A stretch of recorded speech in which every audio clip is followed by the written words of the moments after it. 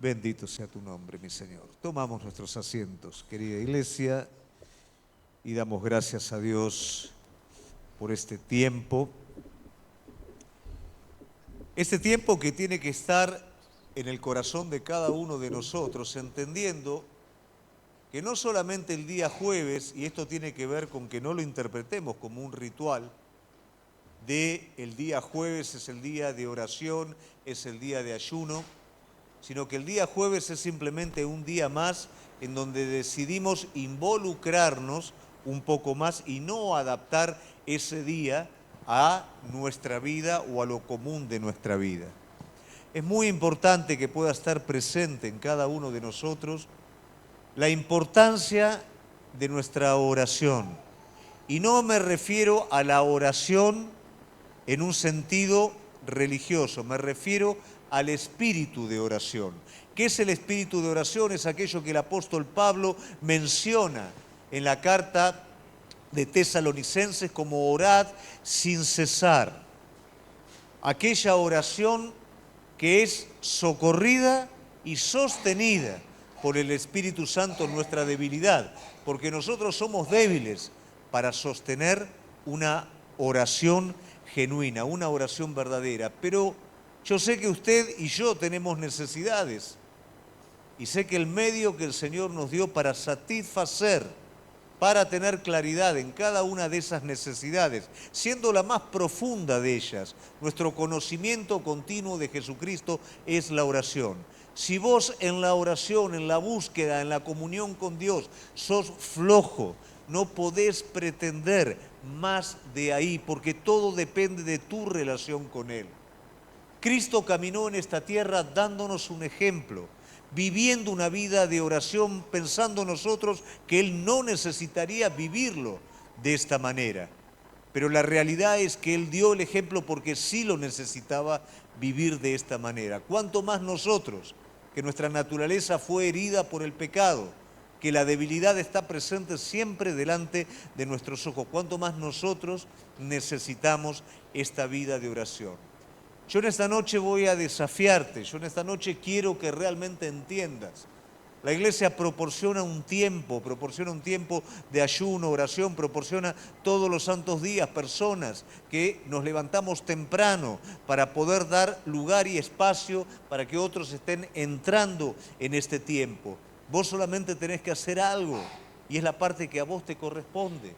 Y yo quiero en esta noche no decirte lo que tenés que hacer, sino quiero en esta noche mostrarte la necesidad, mostrarte a través de la palabra de Dios, que si nosotros en este aspecto no funcionamos, todo el resto de nuestra vida está frenada y está detenida. ¿Por qué razón? Porque la vida de un hijo de Dios se mantiene en la relación con Cristo, en la relación con su Padre. La vida de todo hijo de Dios avanza en comunión con Dios. Mientras lo conocemos, vamos experimentando la libertad, la victoria. Mientras lo conocemos, avanzamos en los caminos que Él nos va marcando. Sin comunión con Dios manejamos nosotros, gobierna nuestra naturaleza y ahí es donde continuamente nos equivocamos y donde el enemigo juega con la vida nuestra.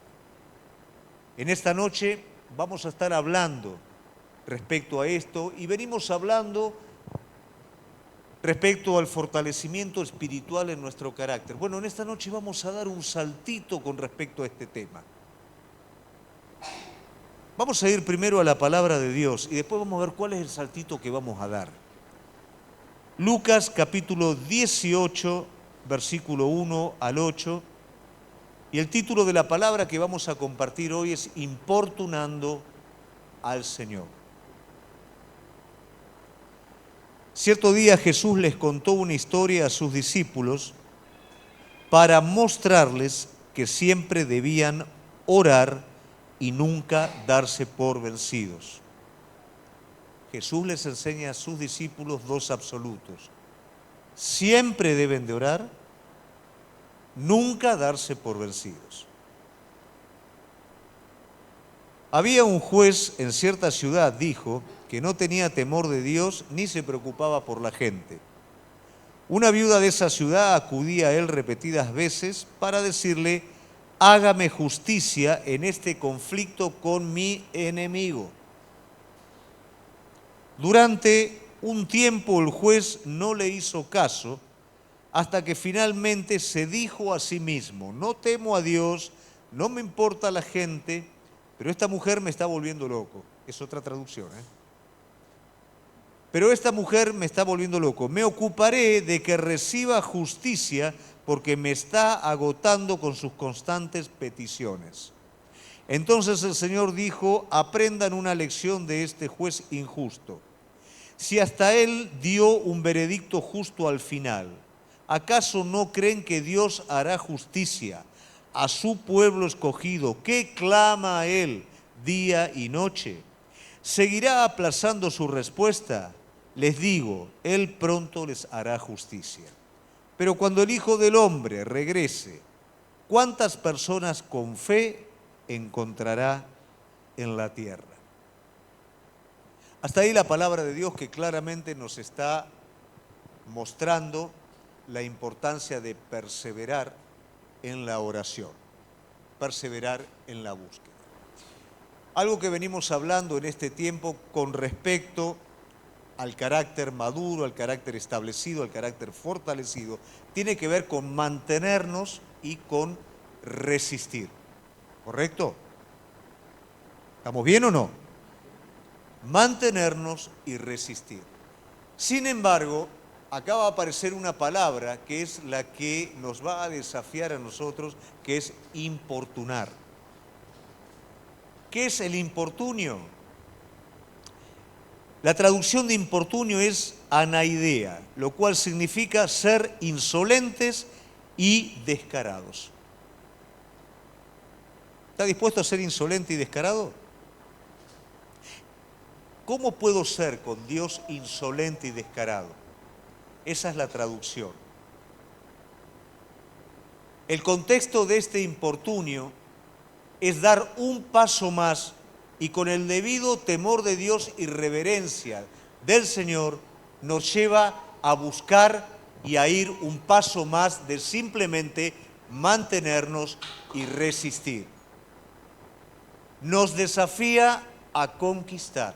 ¿A conquistar qué? El corazón de Dios. Honramos a Dios con una confianza que se mantiene. Honramos a Dios resistiendo los embates del enemigo y nuestra naturaleza. Pero para eso debemos de morir, ¿correcto? Debemos de negarnos a nosotros mismos. Bueno, para importunar al Señor, para ir más allá, para tomar una actitud de conquista en la fe, de avance en la fe, también debemos de morir. No solamente debemos de morir a nosotros mismos, en el trayecto de salir de Egipto, aceptando la salvación de Dios sobre nuestra vida, el paso por el desierto, aceptando en nuestra vida el trato de Dios sobre nosotros, tenemos que tener la misma fe de la salida y del trato para tomar posesión de la tierra, para tomar posesión de aquellas cosas que son las que Dios preparó para cada uno de nosotros. Y ahí es donde entra el importunio, ahí es donde entra esa fe atrevida, ahí es donde entra ese ir más, el molestar fuera de lugar. Por supuesto, jamás lo voy a molestar a Dios con el importunio. Jamás lo voy a estar estorbando a Él, siempre lo voy a estar agradando cuando estoy dispuesto a ir más, a ir un paso más, a buscar más de Él y no a conformarme con el pobre estado que a veces vivimos. A veces vivimos un pobre estado de derrota, a veces vivimos un pobre estado en el que el enemigo prevalece sobre nuestras vidas y a veces vivimos juntamente con ello el pobre estado de una oración flaca, de un ir a su presencia totalmente debilitado, un ritual que cumple a la mañana, un ratito que cumple y se terminó. Orar sin cesar, la enseñanza que el Señor le está dando a los discípulos, los está desafiando a una vida de oración, a un espíritu de oración. Los está desafiando a no pelear con sus propias fuerzas aquellas cosas que se pelean por medio de la fe, que se pelean doblando nuestras rodillas. El ejemplo de esta mujer es el ejemplo de alguien que ya sabe que el juez no es bueno, que el juez se demora para darle justicia, pero que ella no está dispuesta a aceptar un no, porque sabe que su causa es justa y sabe que ese juez, aunque es malo, tiene que hacer justicia sobre su caso. Totalmente diferente a nuestro Padre, que no es un juez malo, sino que es aquel que nos quiere estar dando lo que realmente nuestras vidas necesitan. Pero para eso, yo en esta noche quiero desafiarte. No podés ser más una persona que simplemente resiste. No podés ser más una persona que se mantiene. Tenés que tomar el desafío de ser una persona que comienza a conquistar cada promesa que Dios te dio, cada palabra que Dios te dio. No aceptes de la manera pasiva lo que el enemigo quiere traer sobre tu vida. No aceptes el desánimo de manera pasiva. No aceptes la desesperación de manera pasiva. No aceptes esos sentimientos que llegan a tu vida a veces que te hace ver todo negro y te hace perder el criterio, sino que todo eso vení de una manera importuna delante del Señor y tráelo a Él en oración. No cumplas con Él con una oración. Viví una vida de oración. Viví una vida en comunión con Él. Hay tiempos que son bárbaros porque nos permiten dedicar ese momento, pero hay otros momentos que salimos de ahí y entramos en nuestro diario andar, pero eso no quiere decir que te tenés que descolgar. Somos importunos para cuántas cosas. Somos importunos para un negocio. ¿Cuántas veces hemos sido caraduras y nos hemos metido en lugares a hacer cosas que jamás en nuestra vida hicimos, pero las fuimos a hacer porque las necesitábamos, ¿o no? ¿Cuántas veces hemos hecho cosas como esa? Por necesidad. ¿Cuántas cosas hemos hecho? Vos tenés necesidad de Dios. Yo tengo necesidad de Él. Tengo necesidad de una revelación continua de su persona sobre mi vida. Y esto no soy yo, no es alguno, esto es toda la iglesia.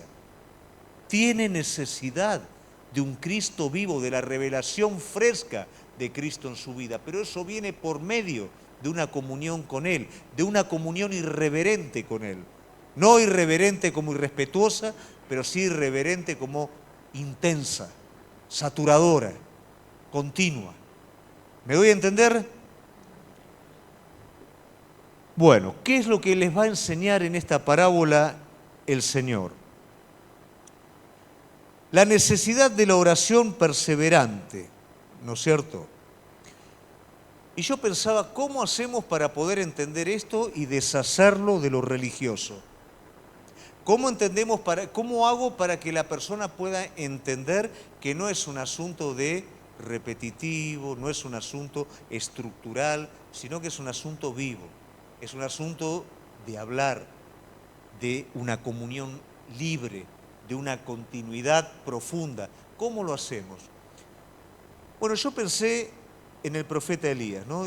Primera de Reyes 18, 3 versículos. El versículo 1 dice: pasando muchos días, vino palabra de Jehová a Elías, en el tercer año, diciendo: ve, muéstrate a Acab, y yo haré llover sobre la faz de la tierra. Levanten la mano a cuántos el Señor les ha dado una palabra. Bueno, no le voy a hacer la segunda pregunta, la hago en forma general. ¿Qué hacemos con la palabra que el Señor nos da? Porque acá el Señor le está dando al profeta una promesa: va a llover. El ámbito en el que se lo está dando es un ámbito de 3 años sin agua, causa de la idolatría y del pecado del pueblo. Pero le está diciendo: Elías, yo voy a hacer llover. Y acá tenemos un problema, que la mayoría creemos que porque Dios simplemente nos habla algo, ya está. Nos olvidamos que nosotros lo recibido por parte de Dios lo tenemos que acompañar con comunión. No es que Él simplemente hable, es qué hago yo después de que Él habla. ¿Cuántas personas pasan años y años? Sí, Dios me dio una promesa. Bueno, pero ¿y? ¿Cuántas veces regás con tu oración, con tu importunio, esa promesa? ¿O esperás simplemente que se cumpla? Bueno, en el caso de Elías no fue así. Elías recibe esta promesa. Versículo 41. Entonces Elías dijo a Acab, sube, come y bebe, porque una lluvia grande se oye. Acab subió a comer, a beber, y Elías subió a la cumbre del Carmelo y postrándose en tierra puso su rostro entre las rodillas y dijo a su criado, sube ahora y mira hacia el mar. Y subió y miró y dijo, no hay nada. ¿Vos entendés todo lo que hizo Elías con lo que el Señor le habló? Elías, va a llover. Bueno, voy al rey. Rey, anda a tu casa y prepara todo porque llueve. Bueno, le dice el criado, anda al monte a ver cómo viene la mano. No pasa absolutamente nada. Dios habló.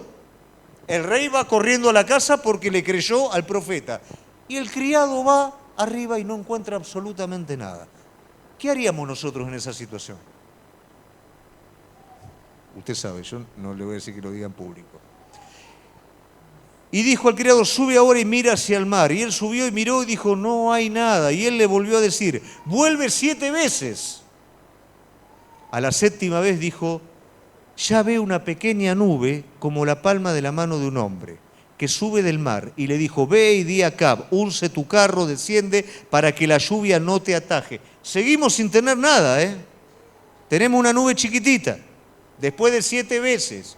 ¿Quién se mantiene ahí? El Señor te da una palabra. Ves y no pasa absolutamente nada. Vas 7 veces y no pasa nada. La última vez, que es la 7ª, encontrás una nubecita chiquita después de 3 años de sequía.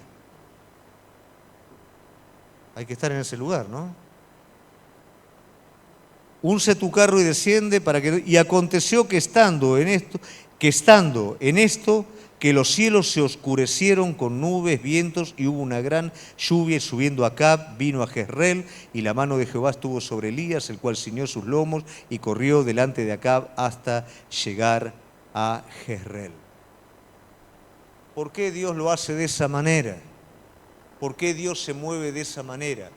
Siempre tenemos que entender, Dios lo puede hacer todo en momento y tiempo como Él lo quiere hacer. Él no nos necesita, nosotros lo necesitamos a Él, nosotros necesitamos que Él haga su obra a través de nosotros. Entonces, por este motivo, ¿Dios qué hace? Dios trata, porque el vínculo que nos une a Él es la fe. ¿Por qué a veces no podemos ser importunos en nuestra oración? Porque lo que nos está faltando es la confianza en Él. ¿Por qué no llevamos nuestra carga delante de Él? Porque a veces agotamos nuestras fuerzas, agotamos lo que otro nos puede estar dando. Y cuando nos vaciamos de todo eso y nada más nos puede ayudar, recién ahí vamos a la presencia del Señor. Pero déjame decirte algo, no podés estar yendo a la presencia de Dios cada vez que hay una crisis. No podés mantener un ritual de oración, Señor, te doy gracias por este día, te pido, acompáñame al trabajo, que me vaya todo bien, gracias por estos alimentos. No puede ser eso. Y el clamor viene cuando realmente hay una desgracia en mi vida. El clamor viene cuando estoy encerrado y no puedo salir. El clamor tiene que ser una continuidad en nuestra vida. Porque hay una progresión espiritual en nuestra vida. Y nuestra vida espiritual avanza en la medida de que nuestra comunión es intensa con Él. Si yo no voy a la presencia de Él, no escucho. Si yo no escucho, no sé para dónde ir. No puedo tomar la dirección que yo quiera. Necesito escucharlo. Y una vez que lo escucho, necesito mantenerme las 7 veces hasta que la palabra de Dios se cumple. Y acá tenemos un ejemplo livianito. No te quiero ni mencionar el ejemplo de José. Cuando dice la palabra de Dios que cuando se cumplió el tiempo, el dicho de Jehová lo probó. ¿Qué quiere decir? Esa palabra se cumplió luego de que José pasó por todo lo habido y por haber. Pero él se mantuvo firme. ¿Por qué? Porque había en él una relación íntima con Dios. Se mantuvo firme en la palabra del principio. Entonces, no podemos ser pasivos en cuanto a nuestra oración. No podemos ser flojos en cuanto a nuestra búsqueda de Dios. Debemos de ser no irreverentes, importunos. Debemos en momento, tiempo, hora que ni siquiera tenés un tiempo libre. Y bueno, Yo a veces tengo alumnos a las 5:30 de la mañana. O sea, a las 5:30 de la mañana, mejor dicho, me levanto para ir a dar clase. Entonces, tengo 2 alumnos seguidos. Oro, viste cómo es a la mañana, 5:30 de la mañana, tenés que saber quién sos vos, en qué país estás, todo, ¿no? Hasta que más o menos, viste. Y yo me quedo con hambre de más. Y muchas veces mis alumnos faltan. En la segunda hora, por ejemplo, o en la primera hora, me llama uno y me dice, mirá, hermoso llegar al río con el frío que hace y te dicen, no puedo ir. Pero tengo una hora más, ¿qué hago en esa hora más que tengo? Si esa hora ya la tengo pagada y esa hora la tengo para trabajar, pero la persona me suspende, ¿en quién la voy a invertir? Por supuesto que en él. ¿Qué más voy a hacer? Si no me alcanzó el tiempo que tuve, ¿cuánto más le voy a estar dedicando a él? Pero eso se convierte en una vida de oración en nosotros, no en un ritual flaquito y pequeño que cumple simplemente una función en nuestra vida cuando empieza el día, cuando está el día de ayuno y oración y a veces en otro momento. Fuimos llamados, iglesia, a conquistar cada palabra que el Señor nos dio y no lo podemos conquistar con nuestras fuerzas. ¿Por qué razón? Porque no tenemos lo necesario. Cada palabra espiritual, cada promesa de Dios es una conquista espiritual y una conquista espiritual es por medio de la fe. Es por medio de una certidumbre continua de que Él está en el camino que me está señalando. Y para eso tiene que haber una relación íntima profunda con Él. Una relación de importunarlo, de insistir hasta que Él cumpla su palabra. Porque Él lo proporciona de esa manera. No es que lo molestamos a Él. Él está queriendo crear un estado en la vida de cada uno de nosotros. Porque todo tiene que ver con eso, iglesia. Si tu vida se limita simplemente a lo que vos recibís acá, a estar acá, y cuando salís no pones en práctica nada, nunca se hace carácter, nunca se forma una vida, nunca tenés una respuesta contra el enemigo. Nunca tenés una respuesta espiritual contra las cosas que acontecen. El reino de los cielos es un carácter espiritual en nuestra vida, por medio de la obra de Jesucristo y del Espíritu Santo adentro de nosotros. Cada situación de nuestra vida forma ese carácter, pero tu responsabilidad es ir a la presencia de Dios como esta viuda. Tu responsabilidad es buscarlo a Él importunamente, no en tu lugarcito que hiciste. En cada momento, vivir una vida de oración. Vivir una vida de oración no es vivir una vida de rodilla, es vivir una vida conectado con Él en cada momento. ¿Por qué se demora el Señor en esto? Porque Dios quiere formar un estado en la vida de cada uno de nosotros. Un carácter de importunidad, un carácter de ir un paso más que lo común, que la costumbre, que lo religioso, que lo ritual. Si ustedes se ponen a ver un poquito el carácter de Elías, ¿qué es lo que vamos a ver nosotros? Que este trato de Dios con Elías está formando algo que no estaba en el pueblo de Dios. En el pueblo de Dios había apostasía en esa época, un corazón dividido. No había un estado espiritual sólido. Y aún los profetas que habían en el tiempo de Elías se escondían, ¿no? O los escondían en las cuevas. No se animaban a enfrentar, a confrontar. Dios necesitaba formar un hombre. Y este hombre, por medio de los tratos, por medio de palabras que Dios le daba y los tiempos que se demoraban en cumplirla, él iba a la presencia del Señor y era formado. En Querit, él fue formado en esperar a Dios. Él fue formado en recibir el sustento espiritual, el sustento divino. Tiempo de sequía, tiempo de escasez. El Señor le está diciendo, espérame ahí, los cuervos te van a dar de comer y vas a tomar agua del río. Y él esperó, y dice la palabra de Dios que ¿cuándo se movió él? Cuando vino palabra de Dios sobre su vida. Pero ¿y a vos qué te parece que estuvo haciendo mientras esperaba? Por supuesto, en comunión con Dios, orando a Dios. En la contradicción. Vos imaginate, el Señor lo está mandando, una viuda te va a sostener. Andate a un lugar pagano, una viuda te va a sostener.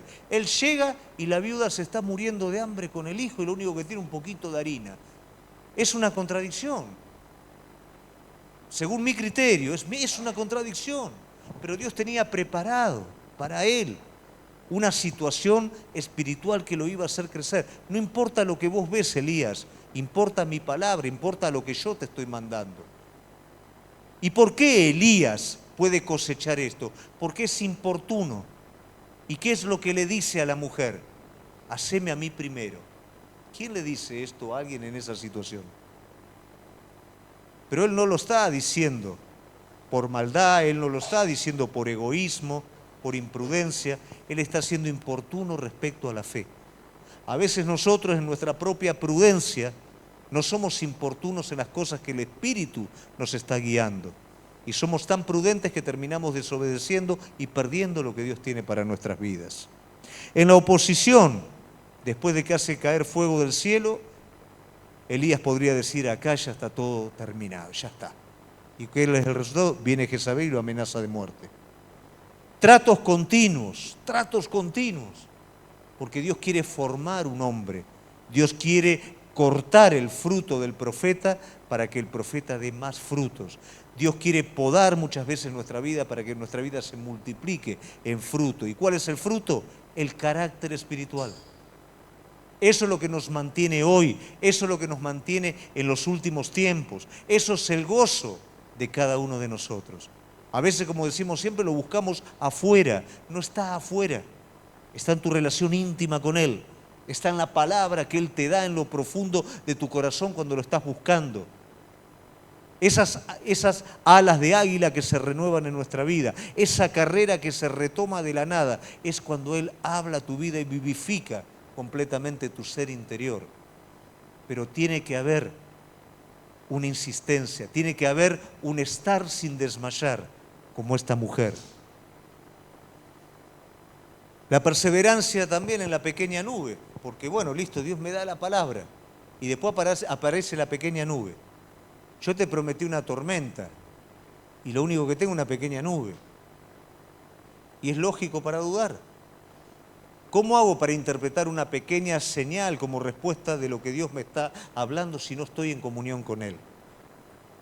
¿Cuántas veces nosotros antes de ir a África realmente necesitábamos recursos? No había absolutamente nada, nada. Pero siempre Dios se encargaba de una pequeña señal.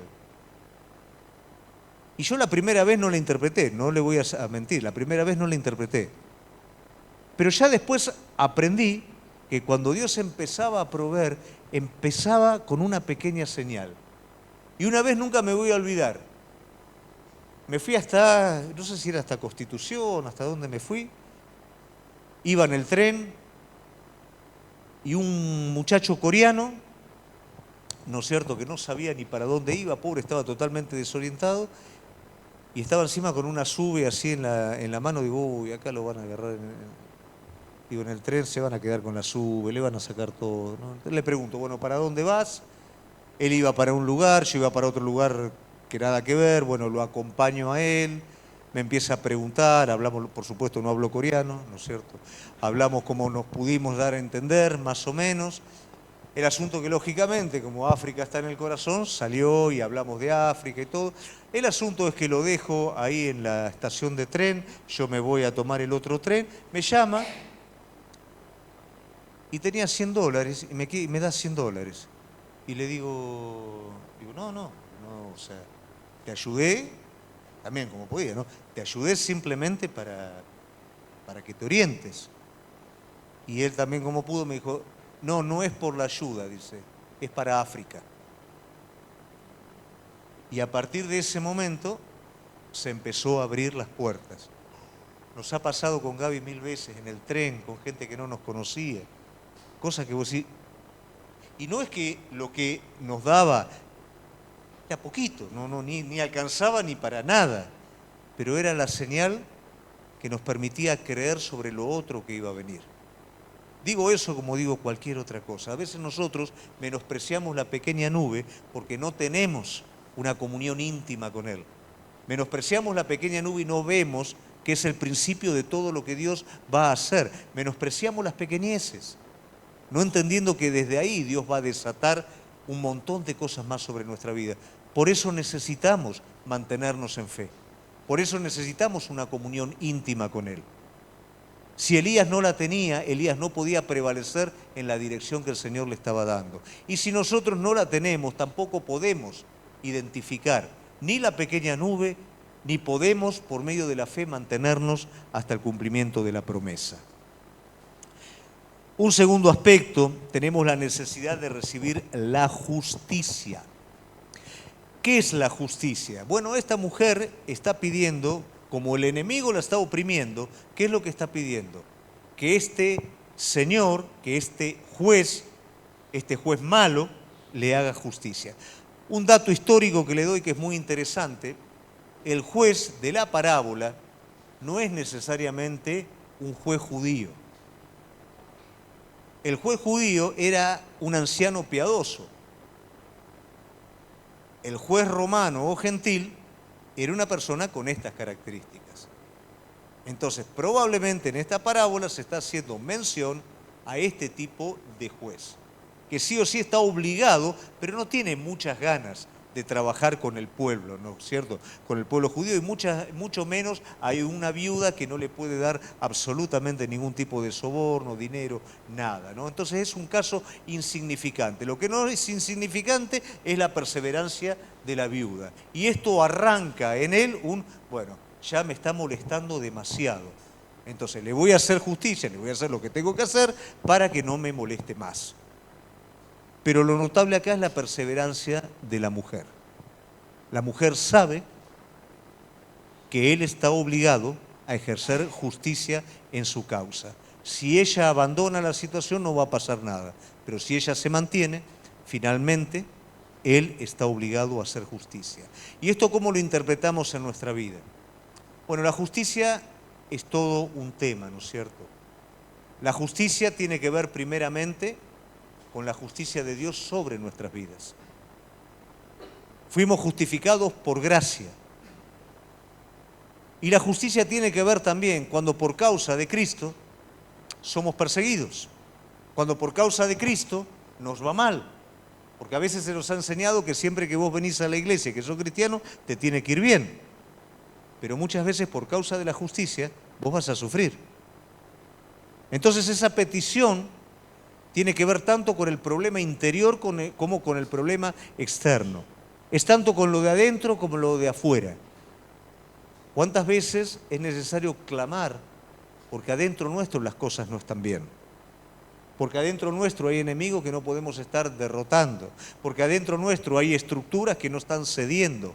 Y yo las quiero pelear con mis fuerzas naturales y yo quiero postergar, yo quiero procrastinar eso, pero eso siempre está ahí y en el momento en el que menos uno piensa sale a luz eso y de nuevo viene a ser un destrozo y yo ya eso no lo aguanto más.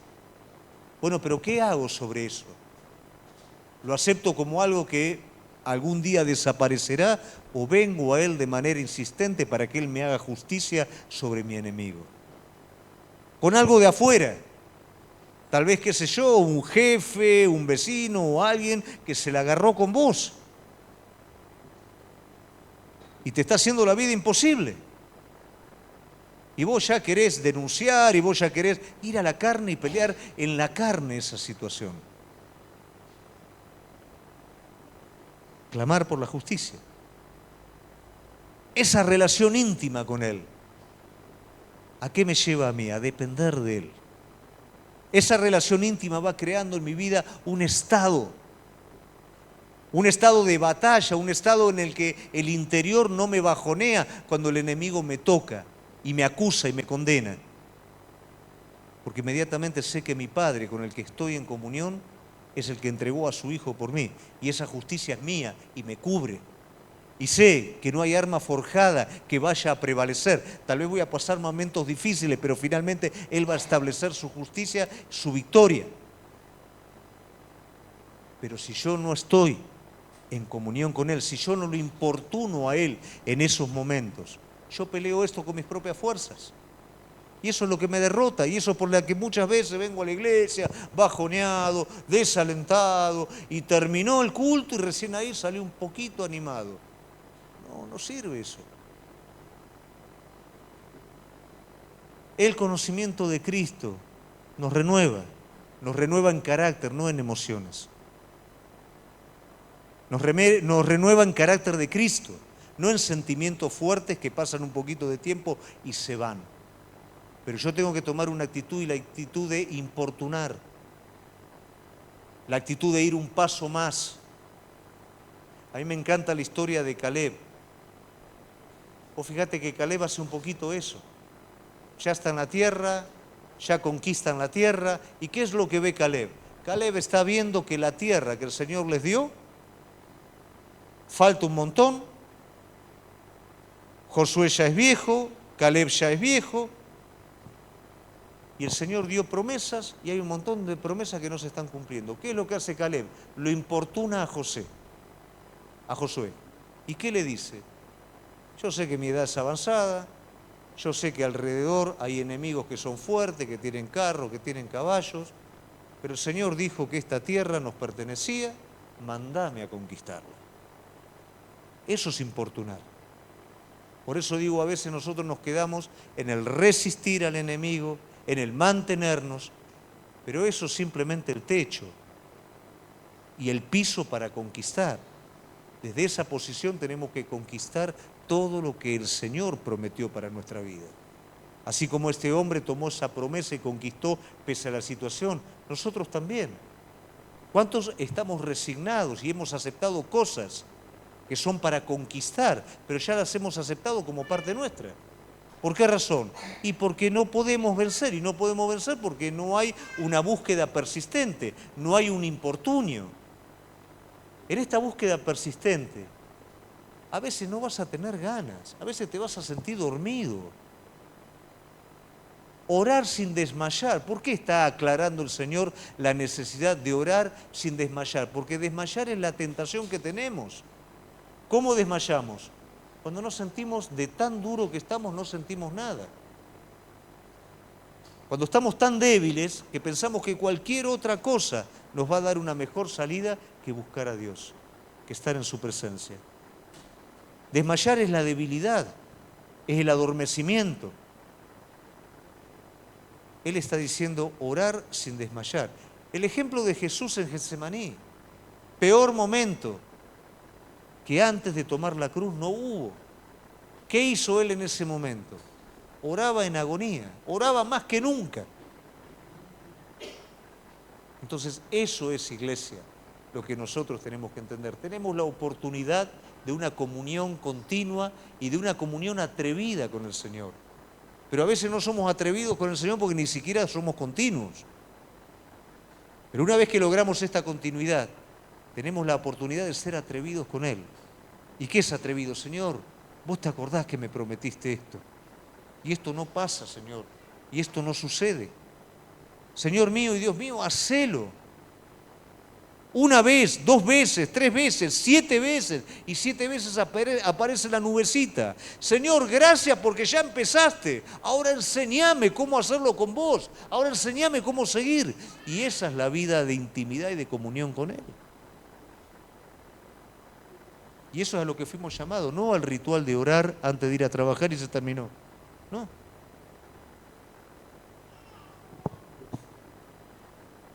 Santiago 4:3 nos muestra un poquito por qué razón, pastor, yo lo hago pero no recibo. Bueno, acá está el asunto de justicia. Porque a veces, ¿qué pasa? A veces pido y tengo promesa, pero yo no estoy en condiciones. Entonces, ¿qué pasa? Si no estoy en condiciones, tengo que resolver el problema.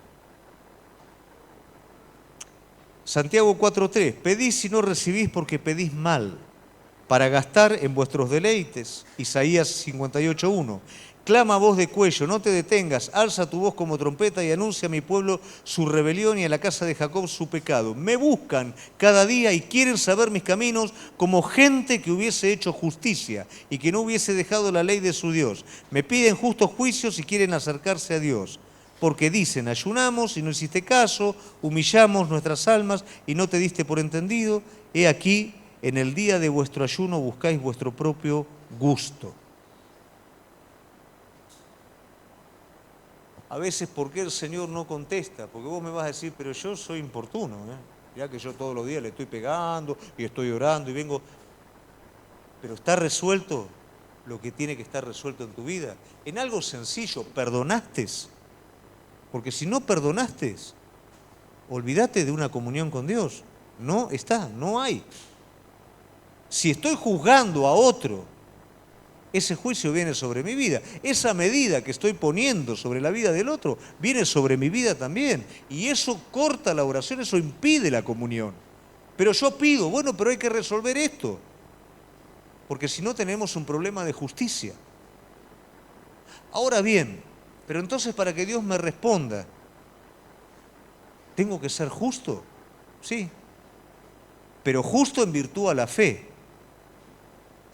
El Señor puede hacer que un injusto reciba su justicia. Siempre y cuando esté presente la confianza y el arrepentimiento. Yo puedo ser injusto.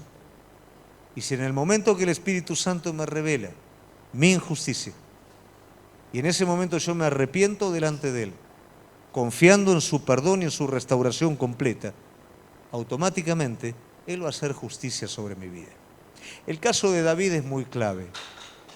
David se cansa por la injusticia de Saúl sobre él.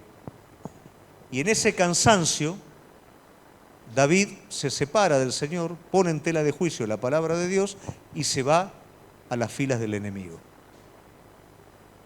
Lamentablemente pelea peleas que no tiene que pelear, mata inocentes y hace un montón de cosas que no tienen nada que ver con Dios y está a punto de volverse enemigo del pueblo de Dios.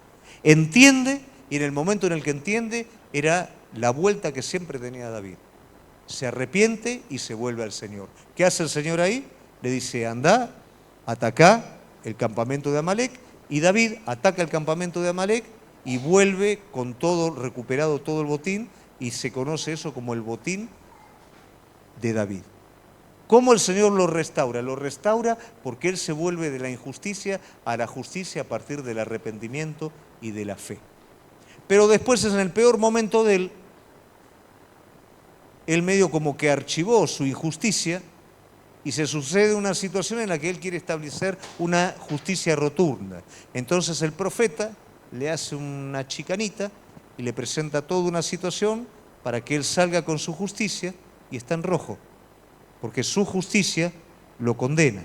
Entonces él va a decir, a este hombre hay que matarlo. Y el profeta le dice, tú eres ese hombre. Entonces se queda sin nafta. ¿Por qué? Porque está en rojo. Bueno, eso ocurre muchas veces en nuestra vida. No podemos avanzar, Dios no responde a nosotros porque nosotros no estamos bien. Ahora, si nosotros inmediatamente reconocemos, nos arrepentimos y confiamos en la obra del Señor, automáticamente Él nos restaura. Y en esa restauración, de la misma manera que a David, algo que era derrota se convierte en victoria. ¿Por qué muchas veces la derrota es continua en nuestra vida? Porque hay algo adentro nuestro que no está entregado, que no funciona, que está abrigado. Es un punto de injusticia en donde nosotros, de ahí hasta que no lo resolvamos, no podemos estar avanzando. ¿Bien? ¿Se entiende esto? Acá yo puse algo que me gustó mucho, ¿no? Dice, la justicia divina es el carácter justo y recto de Dios, porque a veces no lo entendemos como justicia, ¿no? Entonces es una expresión del atributo divino. Es el aborrecimiento del mal por parte de Dios, pero también es su anhelo de restauración del hombre. No es solamente, yo soy justo y aborrezco el mal. Yo soy justo, aborrezco el mal, pero tengo misericordia del hombre. La gracia proporciona la salida para que la justicia sea satisfecha y el hombre no tenga que pagar el precio por el pecado. Una vez que el arrepentimiento y la confianza está presente, la gracia es derramada completamente y el hombre no tiene que pagar por ese pecado porque Cristo pagó por su pecado en la cruz del Calvario. Entonces, nuestras limitaciones muchas veces tienen que ver con la justicia, tienen que ver con algo no resuelto adentro nuestro. Pero si nosotros nos volvemos inmediatamente a Él, se resuelve y podemos seguir avanzando como lo hizo David. Y podemos hacer de la derrota una victoria. Y finalmente, hay algo que parece descolgado, ¿no es cierto?, en la parábola. No sé si vos le prestaste atención. Dice: les digo que Él pronto les hará justicia, pero cuando el Hijo del Hombre regrese, ¿a cuántas personas con fe encontrará en la tierra? Entonces, venimos con el relato, pero de repente al final eso es cortado y Él habla de su venida y habla también de cuántos va a haber con fe. ¿Recuerdan que tuvimos una palabra en la que hablamos acerca de la fe viva? Bueno, la fe viva tiene que ver con esto. Tiene que ver con que cada una de nuestras situaciones nosotros podamos ser importunos con Él, podamos orar sin desmayar, podamos llevar a Él nuestras cosas, podamos dejar que el Espíritu Santo examine nuestras vidas para ver si hay caminos de injusticia. Si hay caminos de injusticia, nosotros los resolvemos por medio de la gracia divina, del arrepentimiento, de la confianza, y todo eso continuamente nos está restaurando en una confianza viva. Nadie va con su problema a Dios si no confía completamente en Él. Nadie va con lo suyo delante del Señor si no cree que Él lo va a resolver. Y cuando yo esto lo creo, empiezo a ser importuno con Él. Porque no es solamente que me resuelva un problema, quiero más. Quiero ir por sus caminos, quiero ir por el cumplimiento de sus promesas. Lo molesto. Me levanto a la mañana, qué sé yo, a la madrugada porque un insomnio. Bueno, me voy a buscar al Señor, lo molesto. No lo voy a molestar nunca, por supuesto. Pero es el anhelo de todo hijo de Dios. Es la intensidad de un cristiano que está creciendo. No se conforma con lo que tiene hasta ahora, no se conforma con lo que recibió, no se conforma con pasar una prueba. Quiere más. Quiere más. ¿Más de qué? Más de Cristo. Quiere más de la persona de Él. Y eso se busca, iglesia. Si yo me quiero encontrar con alguien, ¿qué hago?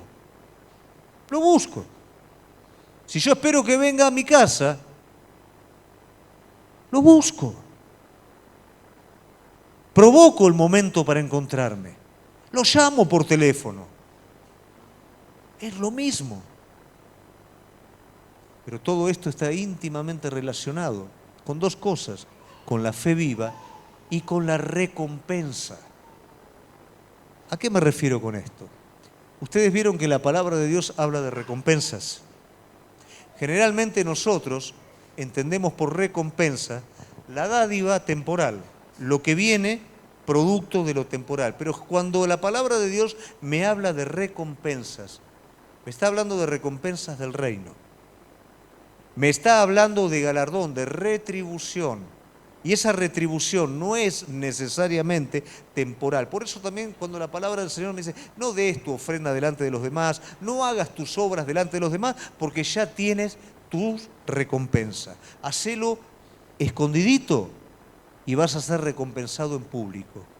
¿Qué quiere decir? No es que te vas a parar acá arriba de la plataforma y todo el mundo va a aplaudir: él dio una buena ofrenda, él hizo una obra buena para el hermano.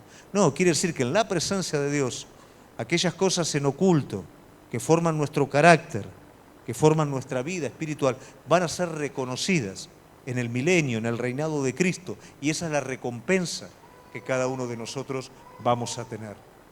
Entonces, cuando el Señor está hablando de la segunda venida, cuando Él está hablando, cuando yo venga, hallaré fe en la tierra, cuando yo venga a recompensar a mi pueblo, cuando yo venga a darle a cada uno según sus obras, voy a encontrar esa confianza, voy a encontrar aquello que va a permitir que yo pueda darle a cada uno por su confianza viva en mí, por su estado de comunión íntima conmigo. Esta parábola nos está desafiando a ser importunos, a salir de la comodidad, a salir del conformismo, a salir de resisto al enemigo y me mantengo firme. Esta parábola nos está desafiando a una búsqueda intensa, a una profundidad mayor de la que tenemos, para lograr y poder alcanzar aquello que Dios prometió para nuestra vida. ¿Cuántas promesas del Señor tenemos en el freezer? Pero las tenemos en el freezer porque no vamos por más. No lo buscamos de una manera más profunda, más comprometida, más, digamos, irreverente con respecto a lo de afuera, al orden que yo establezco. ¿Cuántas veces alteraste tu orden para buscarlo a Él? No por una necesidad. Porque cuando tenemos necesidad hacemos vigilia, ayunamos. No por una necesidad, por lo que Él es, por estar con Él, por quererlo conocer más. ¿Cuántas veces alteraste lo tuyo para eso? Bueno, este es el desafío, iglesia. Estamos en tiempos que es necesario algo más que mantenerse. Si ya bien mantenerse es un montón, pero estamos en un tiempo en el que es necesario que aprendamos a conquistar. Es un tiempo en el que tenemos que aprender una relación profunda con Él como hasta ahora no hemos tenido. Es un tiempo en el que es necesario que esa fe viva pueda alimentarse, y se va a alimentar a través de nuestra confianza en Él. Él viene, iglesia, y el día que Él viene, o nos encuentra sensatos o nos encuentra insensatos. Nos encuentra sensatos si nos encuentra con aceite en la lámpara, y esa es la recompensa.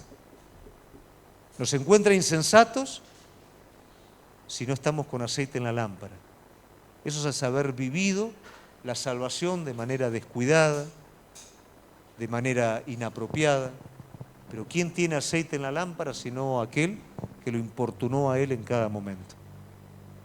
Aquel que entendió que lo más importante es nuestro estado, que lo más importante es que el reino de los cielos se mantenga vivo adentro de nuestras vidas, escucharlo a Él, tener la sensibilidad que el Espíritu me hable y yo pueda responderle, tener la confianza de obedecer su dirección. Ese es el desafío que hoy tenemos, iglesia. Eso es a lo que el Señor nos está llamando. Pero para esto es necesario que aprendas a ser importuno, que salgas de ese orden tan limitadito, de la oración en la iglesia y la oración en el momento de comer y la oración a la mañana en el devocional. Una vida de oración. Una vida de oración. Un espíritu de oración. Que aunque tengas la tentación de desmayar, con esa última palabra vas con Él, vas hacia Él. ¿Te acordás, Ana? Ana no podía ni hablar, gemía delante de Dios. Y el sacerdote la confundió. Está borracha. Ella gemía porque no tenía ni siquiera palabras de su dolor. Pero ¿cuál fue la respuesta? Vas a tener el hijo. Y ella lo creyó. Y de la misma manera que Elías, cuando vio esa pequeña nube, esa fue la pequeña nube para ella. Y se fue. Y se fue contenta porque sabía que Dios iba a contestar. Pero momentos antes hubo un gemido desde su vida. Acostumbrémonos a orar sin desmayar, a buscarlo a Él hasta que Él se revele. No a conformarnos con un poquito, a cumplir y querer el todo a partir de ese pequeño cumplimiento. Yo en esta noche quiero desafiarte. No solamente mantenerte, no solamente resistir, comenzar a conquistar por medio de la perseverancia, por medio de la oración, todo lo que Él preparó para tu vida. Amén. Te invito a ponerte de pie.